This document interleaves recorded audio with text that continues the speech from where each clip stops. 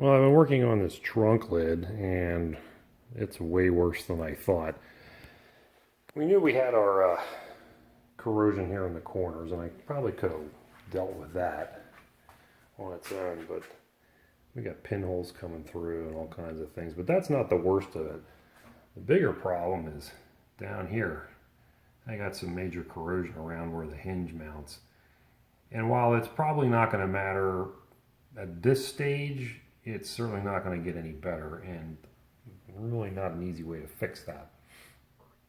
Plus we got, issues around the whole perimeter here where the seam seal's gone bad.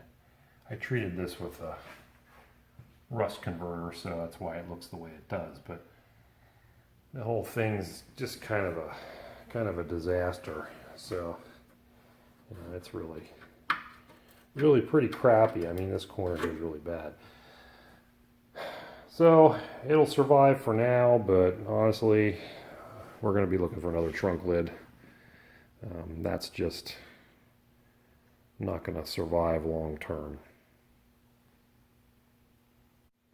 I'm in the process of replacing this fuel line, which isn't really that difficult. It's actually pretty easy to do. So if you have a rusty fuel line, definitely consider taking this on. It's a very easy job, except for one thing. You got to remove this parking brake cable to drop it down, and that's only pissing me off because I just replaced the freaking cable, and this thing's a bugger to get the stupid nut off and on. You got to hold the pivot or the rod from twisting, and then take off this little tiny nut that of course is going through threads that have a gazillion years worth of crud in them. So I have to redo what I just did. I always love doing that. But aside from that, this fuel line is very easy to remove, and as you can see, it's really pretty crusty. And that's there. Here's along the side. You can see it's very scaly and probably just about ready to go through. So a wise move to take care of that. Houston, we have a problem.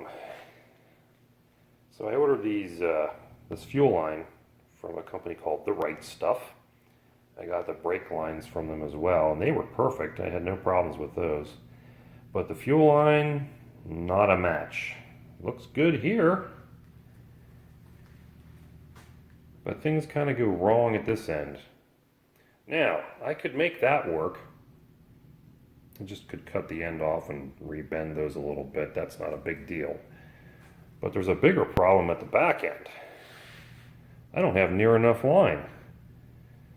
This line that they made and sent me would stop, assuming I bent it correctly, would stop somewhere in the rear wheelhouse area. That's no good. Can't put a connector there. That's not safe. So we've had to send them an email to see if they're going to be able to do anything about this. And of course, the one part I can't find my receipt for is this thing. And I bought it, 4 months ago. So we'll see if that becomes a problem. So we'll see if the Right Stuff company does the right thing, or if they leave me hanging high and dry. Really surprised about that because the other brake lines were so spot on. I don't know how they managed to screw that up. I mean, that's significantly different. I don't understand how this fuel tank line could even begin to connect.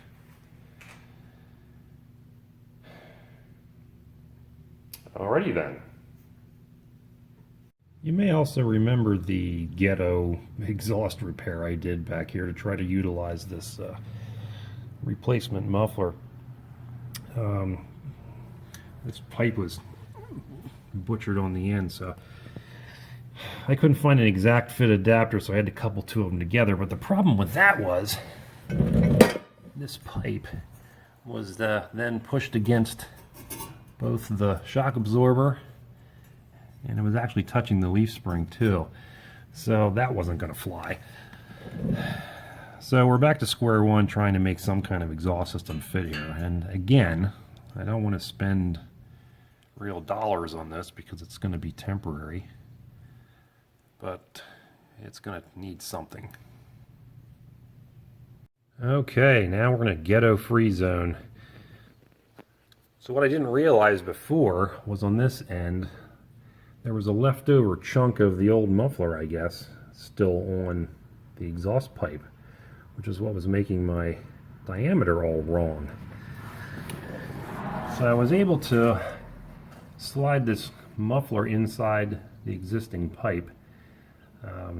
It doesn't look like it's in very far, but it actually is. These pipes are pretty long in the muffler. And I had to move the hanger out because it was trying to pull everything to the driver's side, and then it was making the tailpipe hit the gas tank. So I have it hung properly over here, and as you can see, that pipe is long on this side too. But I had to move this hanger way over here just to get the exhaust to center. But now it's fine. So again, this is a temporary measure. I would not normally do something like this, but it's better than the mess I had there before, which didn't work at all. So anywho, exhaust temporarily sorted once again. Moving on to something else. New trunk weather stripping is in, and this stuff has to be glued in. There's no way to do it other than that, to glue it the whole way around, so that's fun. It's actually not bad to install. You just have to put it under the lip on the inside and push it down into the channel, which is where the glue will be at the bottom. And then I shut the lid and let it sit for a couple days till it dried, and it's very, very nice fitting now. Should be watertight. And it comes longer than needed, probably at least a foot extra. And I'm very proud of this joint because that was my first attempt at cutting it, and I got it exactly right, so it was a good day. Trunk lid, as we said before, is kind of sketchy, but it'll survive for now. Vacuumed it out, blew everything out with compressed air, tried to get all the rot out of the channels. It's really fortunate that it's as rusty as it is, but we'll be on the lookout for a replacement, see if we can find one that's the same color. But now, you have to slam it to shut it. So that's nice. Well, look at this mess I've got.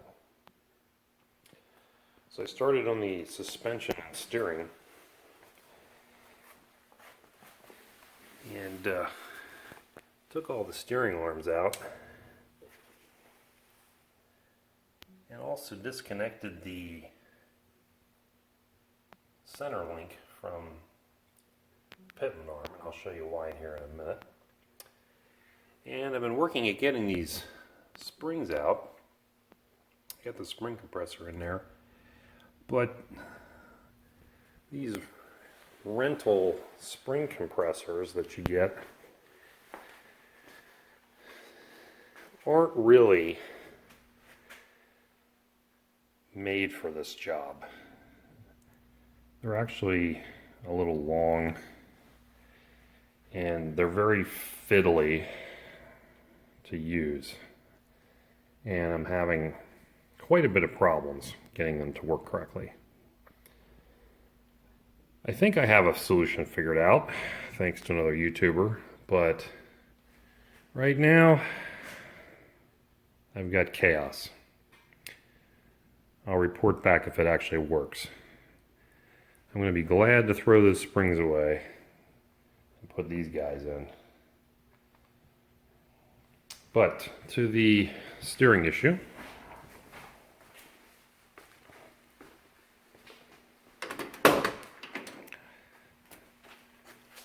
So I was having a problem with the steering being stiff at certain spots, and it's really not.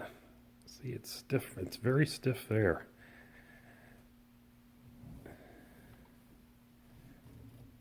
It doesn't spin freely. I mean, you can't really do it with one finger, and with everything disconnected you should be able to. So I disconnected that to see if it was something in the linkages, or like the idler on the other side, or if it's the steering box. And it seems to be the steering box is tight. It doesn't have a lot of play in it, so I don't think it's really worn. I mean, that's kind of normal for a 60s car. But we're going to try greasing it, because I've read a lot of reports of these things, people going to put grease in them and finding out that they have to pump a whole lot in there. And they do take grease, not gear oil. So I got the correct grease. You're going to want moly grease.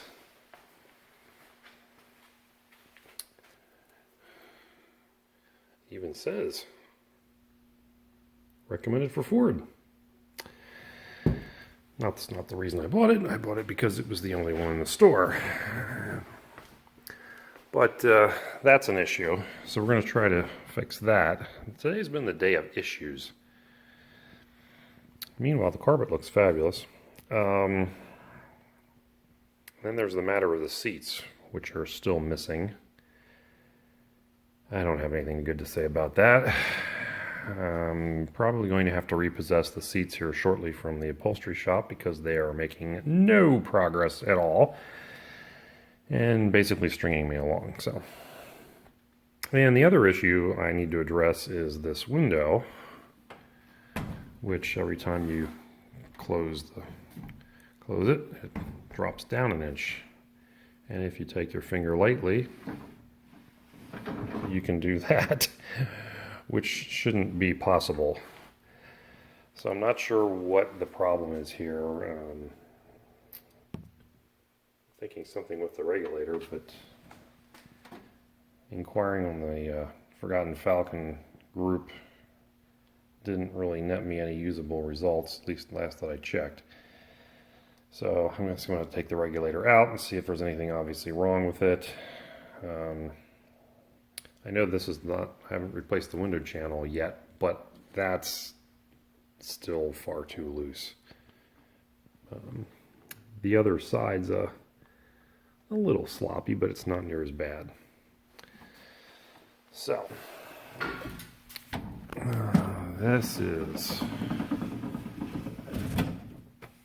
what we got to deal with. And it drops. So, myriad of problems in the last day here working on this thing. But the good news is, the washer jet I thought I had lost, I found laying here in the base of the cowl behind a washer pipe. So, one positive out of all this. But it's not been a good day or two, and occasionally we have those days, and we have to learn to adapt. But I was hoping to at least have everything apart by now, and I don't. So, after several hours of swearing, decided it was time better spent going for a motorcycle ride. So that's what I did.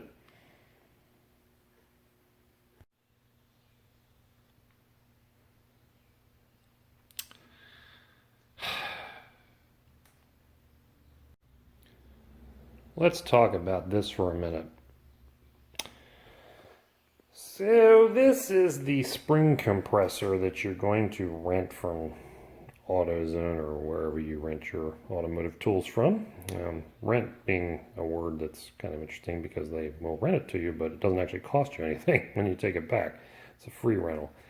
Anyhow, so this is what you get when you go to AutoZone or wherever.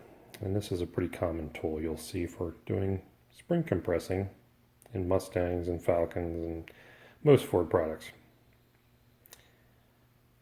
In my example, it doesn't work.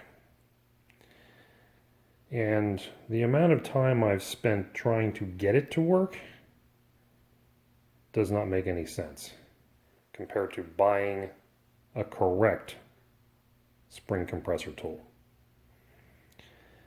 So when you get this thing, it does not have any of this BS that I had to make. It only comes with the 2 hooks and the shaft, and it's supposed to come with washers, but mine were missing, so that's always nice. And you'll have to make a spacer piece to take up the distance, because otherwise this rod will want to bottom out on the spring perch at the bottom. I believe this is about 4.5 inches long. There's a tip from another YouTuber that I saw, and he was absolutely right about that. Now this is just a piece of pipe. Problem. When this starts to compress, despite me putting as much grease and everything as I can on there, between the washers and everything, this gets tight and it spins this on the spring. And there's nothing I've been able to do to keep that from happening, which sucks.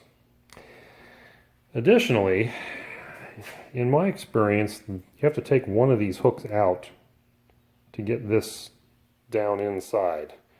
And this one I put in the coil spring from the bottom, complete, but it's just easier than dropping it. And then you put the nut on the bottom. The nut's not shown here. And then, additionally, to keep these things from falling off the coil spring all the time, I zip tied them to the coil spring. And after all that Rube Goldberg arrangement, it still doesn't work. As I said, this keeps on wanting to spin on the coil spring, and then it gets out of sync with the bottom one at a minimum, and at worst it just keeps spinning and working its way down the coil spring. This is not the right tool for the job. Can it be done? Lots of people have done it.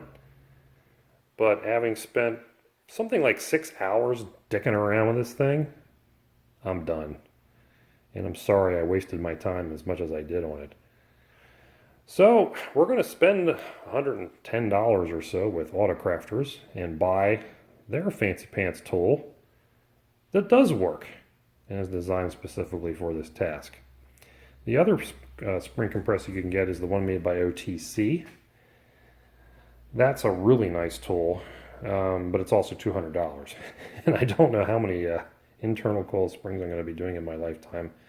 I thought this would be the only one, but even if it is, $108 or whatever it is worth easily worth the time I spend wasting on this thing. So even if I never use it again, I'm sure I could resell it to some other Mustang or Falcon or Ford owner for pretty close to what I will be paying for it. So this is going back to the tool place, or the parts store. And we'll wait for the order to arrive from Autocrafters. And then we'll complete this task that I have spent way too much time cursing, throwing tools, making my wife upset because she can hear me in the house. Ugh. Sometimes the cheapest way is not the most effective. I'll report back when I have the Autocrafters tool, and I'll show you how it's used. See you then.